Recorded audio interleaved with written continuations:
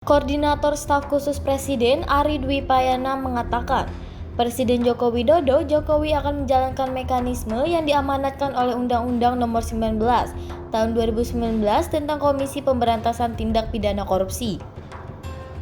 Berkaitan dengan penetapan Ketua KPK Firly Bahuri sebagai tersangka kasus dugaan suap Menteri Pertanian Syahrul Yassin Limpo SYL. Mekanisme akan dijalankan segera setelah surat resmi penetapan tersangka Firly Bahuri oleh Polri diterima Kementerian Sekretariat Negara. Kata Ari Dwi Payana dalam keterangan di Jakarta, Kamis 23 November 2023. Ketika surat sudah diterima, katanya maka akan diproses selanjutnya, menurut peraturan perundang-undangan yang berlaku. Itu sudah diatur Undang-Undang Nomor 19 Tahun 2019.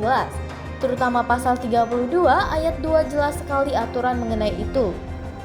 Dia mengatakan dalam pasal 32 ayat 2 disebutkan bahwa respons yang dapat dilakukan terkait penetapan Ketua KPK sebagai tersangka adalah pemberhentian sementara yang harus dibungkus dalam satu keputusan Presiden oleh Presiden. Mekanisme formal yang diatur seperti itu. Surat penetapan tersangka dari Polri disampaikan ke Presiden. Dari situ sesuai Undang-Undang Nomor 19 Tahun 2019 dijalankan. Pemberhentian sementara dan dikeluarkan dalam bentuk Kepres, jelasnya. Ari mengatakan sampai saat ini Kementerian Sekretariat Negara belum menerima surat resmi penetapan Firly sebagai tersangka.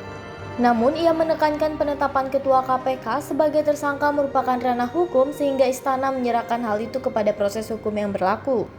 Saya kira negara kita negara hukum. Kita memiliki persamaan kedudukan di dalam hukum dan pemerintahan. Itu diatur konstitusi dan sangat jelas, kata Ari sebagaimana dilansir Antara. Sementara itu, Presiden Joko Widodo di sela kunjungan kerja di Biak Papua, Kamis mengatakan bahwa dirinya menyerahkan penetapan tersangka Firly Bahuri kepada proses hukum. Ya hormati semua proses hukum, hormati semua proses hukum, kata Jokowi.